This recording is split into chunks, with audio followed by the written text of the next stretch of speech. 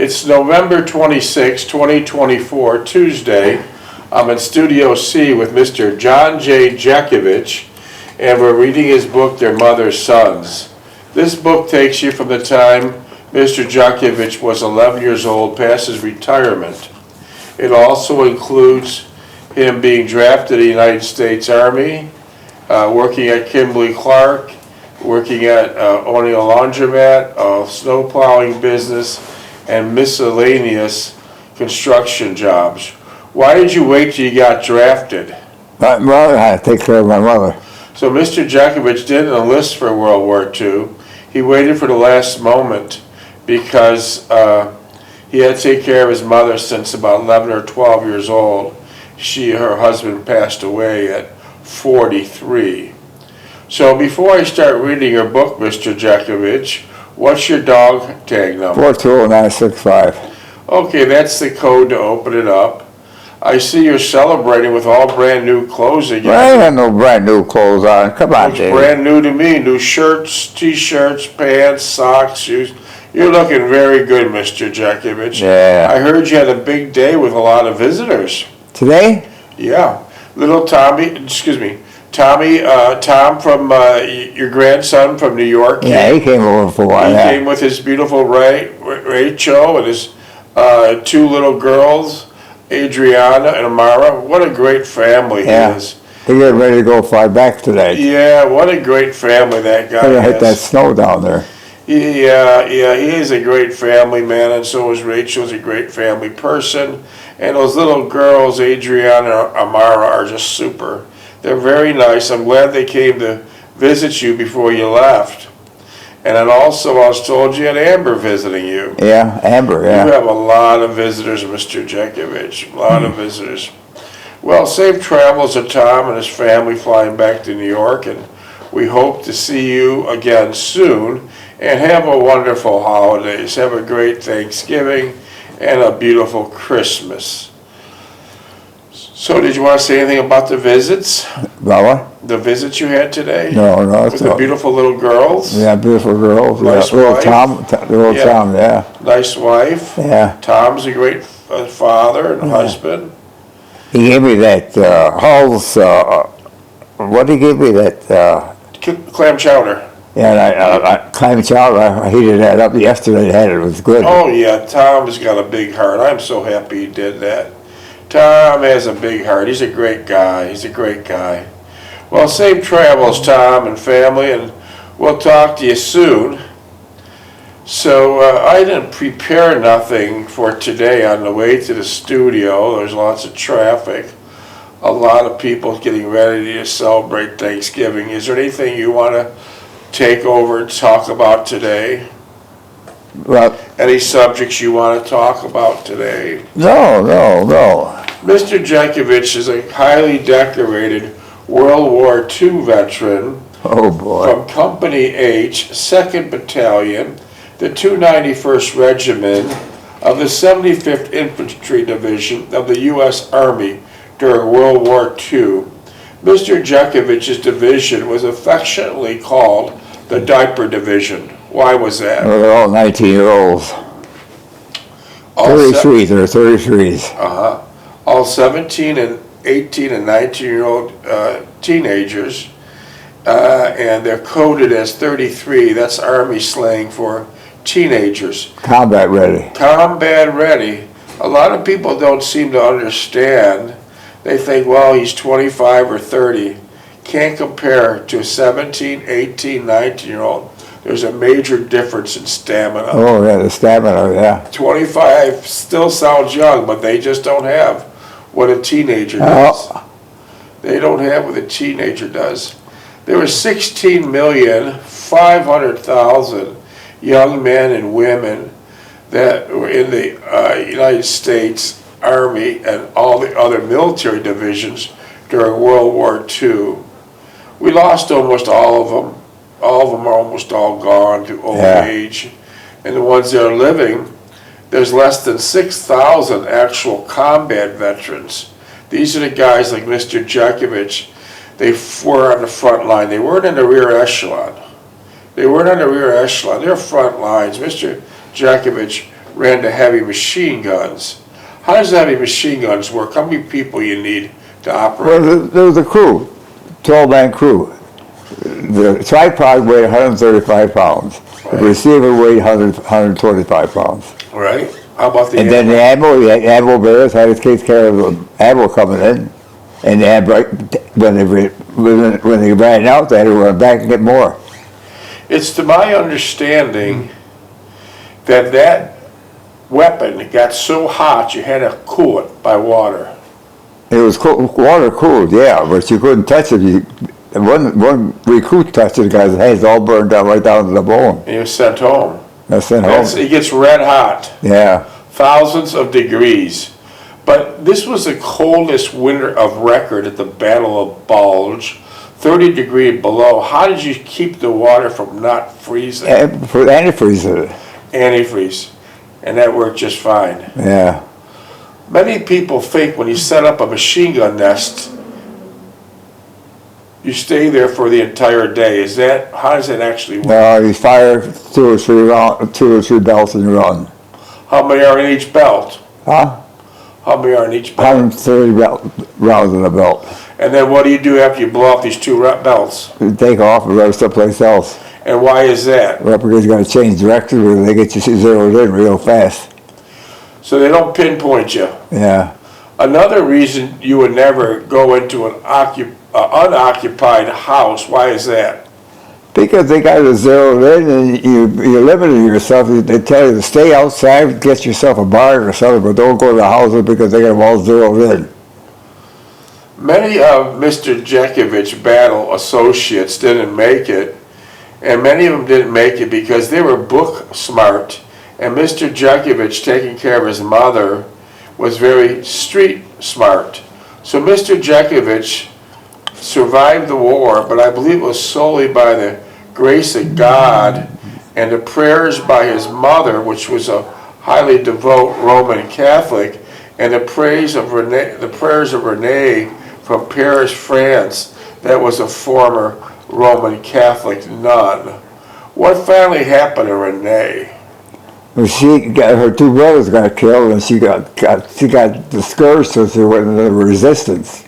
But then also her two young mothers and father got killed too. Yeah, and mother and father. See, the Nazis were occupying Paris for 4 years. Yeah, yeah. And so what did Renee? She left the convent, and where did she go? She went into resistance for a while. And French resistance? Yeah.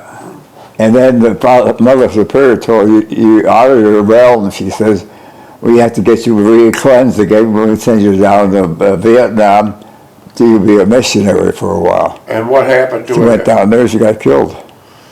Tortured and killed, yeah. So the war was a very brutal place. Mr. Jeckovich and many other American soldiers cleared out the Nazis out of Paris because Nazis were destroying that city. And interesting, if you would look at some of the podcasts that Mr. Jeckovich has now, there's I think about 300. If you look for a young man about 30 years old, came out in the clear blue sky comments, and he's standing in front of the Eiffel Tower, and he speaks lovingly for 15 minutes, thanking Mr. Jeckovich for his service in clearing out Paris during World War II. This guy was never even thought of them, but it's probably his grandparents were, and told him about what a job the Americans does. Yeah. It's a very interesting podcast. If you can find that, listen to it. It's very heartfelt. And then later, after the Battle of Bulge, Mr. Jeckovich and many GIs broke down the gates, busted the locks of prisoner of war camps, and also the Holocaust camps. These are something you could never get out of your mind. The horror that you would see there would never go away. Yeah. And then the townspeople were ordered by the Americans and the Russians to go through these camps to see what was going on. And the German townspeople were in disbelief. The townspeople knew what was going on. They were Germans. They knew what was going on. They knew what was going on, but they're burying their head in the sand. Yeah. They were acting holier than thou. Yeah. And they didn't want to fess up, but it was things that you... They were still helping the Germans. Yeah, very much. There's the things you want to think about. Speaking about that phrase, they're still helping the Germans. After the war was winding down, after the Battle of the Bulge, many of those young soldiers that were still living, that survived, they were pretty much on their guard, because there's still a lot of German fanatics and trees that would like to take a shot at you. And snipers, yeah. And they would say, the young German soldiers would say, I survived months and months of frontline battle. I don't want to go down with some fanatic after the war is supposedly over.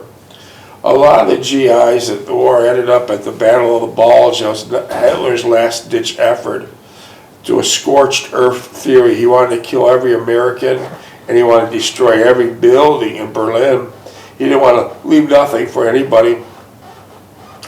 But a lot of the GIs, when the war ended, they were very worried that they'd be sent to the Pacific, because that war was still going on. Yeah, we sweated that out.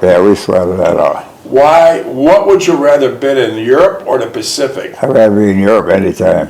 Why was that? Because it was civilized. Pacific is, you got those crazy Japanese, they dig little holes and bury themselves in there. How would you get them out? With a flamethrower. Interesting enough, the Pacific War raged on for several months after the European War ended. However, 10 and 15 years later, there are still Japanese soldiers in the woods thinking the war was still on. Fanatics, yeah. Surviving out there, thinking the war was still on. That is so interesting. That is so interesting. Yeah. And then when you're finally getting released to go back to stateside, was that basically set up on a point system? Point system, yeah. And how many months did it take you to get home? After the war was over? Yeah. About 6 months. And what kind of tents were you living in? What were they named after? They were named after Chester, all cigarettes, Pall Mall, Chesterfield, Lucky Strike, all camps. The tents would be named and painted as Chesterfield cigarettes, Pall Mall cigarettes, Lucky Strikes. The list is long of non-filtered Well, cigarettes. the Red Cross was giving the GIs packs of cigarettes. That's a good point. The Red Cross was passing out packs of cigarettes to the GIs like candy. Passing out packs of non-filtered cigarettes to the GIs like candy. So if the Battle of the Bulge or other wars during World War II didn't kill you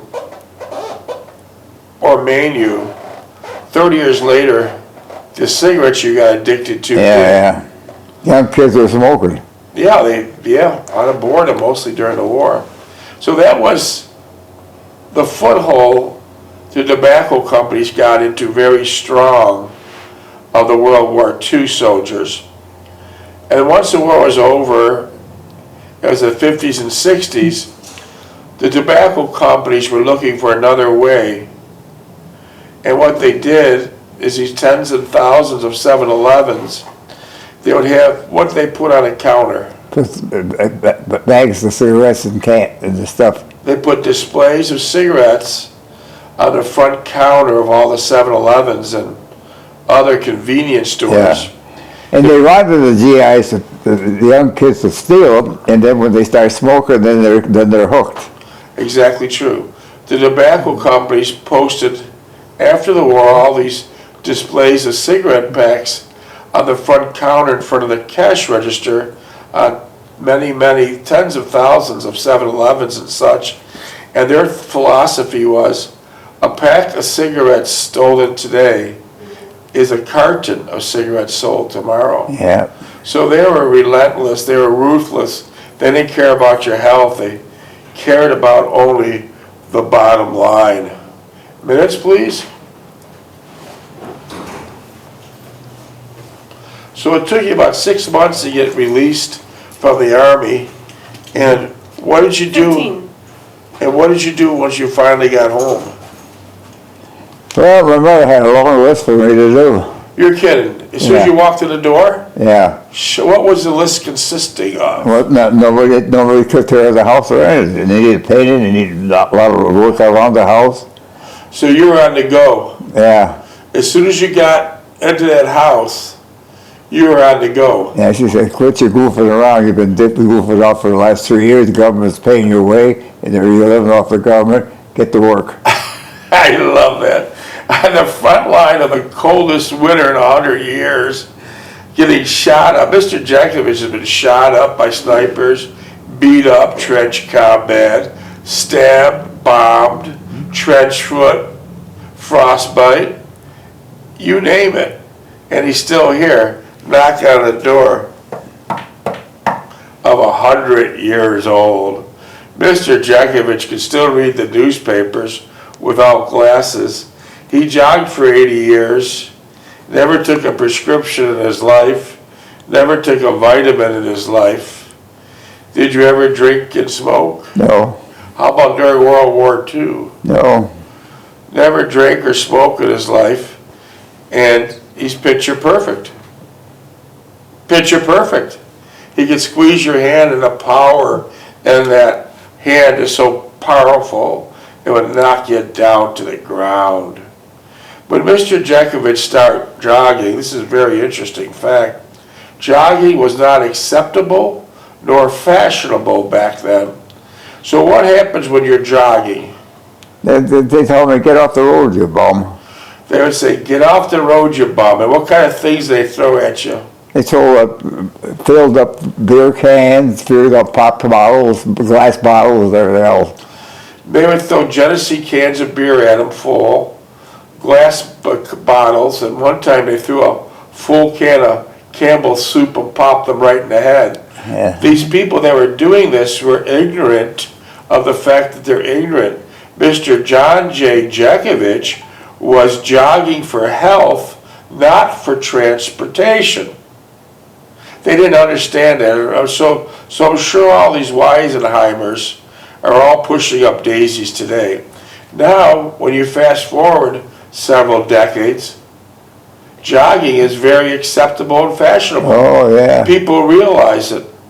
On the way to the studio today, I seen several young ladies jogging in these bright neon outfits, matching socks, Oh, yeah. sneakers, Yeah. hat, Oh, yeah. water bottles, even had earphones on. Yeah.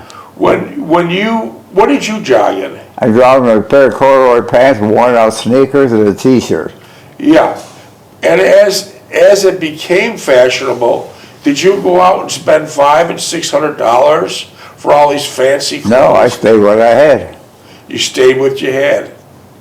You stayed with, so you know the type of people I'm talking about. They're make a great big fashion statement. Yeah, yeah. They got to have everything matching. How about a water bottle? Did you ever jog with a water bottle? I never jogged with nothing. No, just my belt. How about earphones? No, nothing. So how many decades later did people start realizing you're jogging for health and you weren't a bum on the street? Well, they would get to be fashionable. It was written in the books, the TV, and everything else after a while. So you're before your times. Mr. Jeckovich was also before his time on two other items. Mr. Jeckovich in the 1960s had a international truck company make him a four-door truck with a four-wheel drive. Crew cab. Now, you never seen one on the road back then, never. But now you look at every corner and there's a crew cab pickup truck. So you're before your time on that also. Thirdly, Mr. Jeckovich had the International Truck Company make him a big monster SUV. And what did the people call it? Green Hornet. And this is your typical SUV that you see, again, on every corner. But back then, they did not exist. No. They did not exist. It's so interesting how you were before your time and how you fast forwarded. Yeah. Everything came to fruition. That is extremely interesting. Was that woman singing again? I think so. At the office, Yeah. at the desk. She must come back or something, huh? Yeah. So when you were What other types of exercises did you do Where? during your lifetime? Exercises? Most of them were running. I didn't go to the gym and punch a bag or nothing else like that. So you didn't buy these fancy clothes? No, no. When you worked at Kimberly Clark for 35 long, dreadful years, how did you get to work? Walked all the time. Walked all the time. Never had the car lots. The car tires never made it to that parking lot. Oh. How about what would you do during, say, a blizzard, snow blizzard? How would you get to work? Well, I put my tread boots on and the corduroy pants on and wear a pair of gloves and that's it. And how would you get to work during a hell of a rainstorm? Yeah, I would use an umbrella because you lost the umbrella. I get a parka, with a hood on. Did many of the workers walk to work? No, they lived in the town of Wanda, they lived in Edgardsville, they lived away.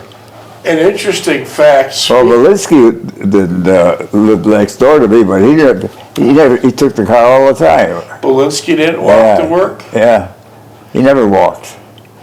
But he wasn't even in your department, but he moved his locker next to yours. Yeah, well, he moved he moved his locker a while after that. He was downstairs. He was in the calendar room, the second floor down. Why do you think he did that? Because he liked you?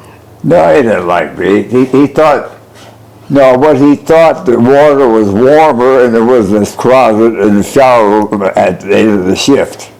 And he lived next to you, right? Yeah. And then he had the nerve to take the locker next to me. Yeah, and then he took the locker next to you. Yeah. And then he built a house next to you. Yeah, and made me get 3-foot clearance between them. He built a house with a 3-foot clearance. Yeah. Was Mr. Belinsky having an accent? Oh, he did, because they taught Polak at home. But your father said, once we're in America, no Russian, you speak only English. Right. And that's why you don't have an accent. No. That's a very good advice. When you're in America, you're Americans. You're not Russians anymore. Yeah. That's very good advice. That's very good advice. Mr. Jeckovich lives by the motto that he's got 2 doctors, his left leg and his right leg. That's all he's got. 2 doctors, his left leg and his right leg. And that's worked out very good for him for almost 100 years. Yeah, pretty close, pretty We're close. knocking on the door of 100, Mr. Jeckovich. How are you feeling today? I'm feeling good. I noticed you have a lot of brand new clothes. And these pants aren't new. The shoes are 10 years old. This thing I pulled out of the closet. Or somebody pulled out of the closet. Yeah, someone pulled out a closet out of a bag from the mall. You're doing good. You're doing good, Mr. Jeckovich. Your closet is probably the size of a small bedroom. You have so many clothes. I had a big closet for Sally downstairs. Oh, you did? Took the whole length of the room. No kidding. Wow. So we had a lot of nice visitors today. You had your grandson Tom from New York and his beautiful family. You had Amber stop by for 2 or 3 hours before she's going to church today.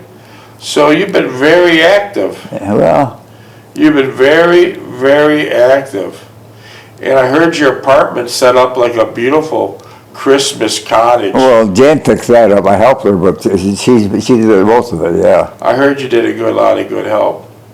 But just getting back to jogging for a minute, which has basically saved your life besides the prayers of your mother and Renee, how did you get started on jogging? I read a book, Miller's book, on, it says you got to stay in shape, and you got to stay in shape to keep your whole system working together. You can't use one arm or 2 legs, you got to use your whole system and your heart especially in focus. So when I ran with everything, running was the best thing for my heart. Yeah. What advice would you give to a young person today that wanting to jog? He wanted a job. What advice would you give to a young I person? said, set that pace for a week or 2, and then increase the pace. but never run and stop and run and stop. You just go continuously for that day and keep that pace and then increase the pace. Okay. But never stop and run. Never stop and run. Speaking of running, let me get back to this because I'm very curious on this question. Belinsky built the house 3 feet from your house. Belinsky moved his locker next to your locker. Belinsky, well, I guess he was trying to be your friend. Did Belinsky jog with you? No, he didn't do nothing, no. He wasn't a jogger? No. I didn't talk to him. I don't know why he did that bullshit. Did you have people jogging with you? No. You're a lone jogger, I was right? alone. I didn't tell nobody I jog. If they see me running out there, I'm just going for a walk. Just like And then when they see me at the laundromat, they see me there, say, I work here for an extra job. just when people see you at the laundromat, you didn't tell them you were the owner. You told them you're working there. Yeah. I like that humble attitude. That's very nice. That's a good way to keep a low profile and stay out of trouble. Did your wife, Delphine, jog? No. Did she exercise? No. I thought she took exercise classes. Uh-huh. I thought she took exercise. She went to the next to the church. They had a gym there. She went in there, but she didn't spend there much time. No. She didn't have it in her head to do it. No. Did your mother exercise? Well, my mother exercised working around the house. Your mother usually walked to work. She walked to work. Yeah, So a lot of times they want to pick her up in a snowstorm. I'm walking. I'm like, go. Okay, now I'm trying to put the puzzle together where you got the strong attitude of exercising. Did your father exercise? No. He did a lot of hard work, and that's how he got a heart attack. He had a heart And attack. most of it was cement work. 43. The difference between the immigrants today and when Mr. Jeckovich's father came in, Mr. Jeckovich's father would work 4 or 5 different jobs, earning his way. And the immigrants that came in 100 years ago, you could give them something and they would never accept it. They would never accept it. If they didn't earn it, they didn't take it. Now today, 100 years later, They'll grab it. they'll take anything. They're staying at some of the 75 finest hotels in New York City. They didn't like the food in the hotels, so the government issued them credit cards, visas, so they could go to some of the fine dining restaurants. Also, they are giving spending money each week, and also they have free medical. And any type of thing a working man would want, they have. Completely different from the immigrants that built this country 100 years ago. Completely different situation. Kind of like your laundromat. When you had a laundromat back in the 60s, all your customers were very fine people. Oh, they're all poor, too. Now today, if you open up a laundromat, what would happen? You wouldn't make any money. Because everybody's got a washing machine But now. besides the point of having a washing, well, how do you think the people would treat your machines? The ones that are rich? Yeah, how would they treat your machines? Would they respect your machine? No, if they work, they kick it or do something and break. And then they put pillowcases in the machine. And when the hot water, the figure that pillowcase, the feathers are inside of it, they plug the machine up. So that's a Then big they say the job. machine didn't work. So that's a big job to clean. Yeah. Just like in New York City, 49 laundromats owned by hard-working Americans put their life savings into it. Now come a ton of illegal aliens, and not only do they rip all the coin machines off the washers and dryers of the walls, but they vandalized every bit of the equipment in 49 machines, so it was unusable. So basically, the laundromat owner 15 seconds. is bankrupt. Yeah. Yeah, I put attendance in then.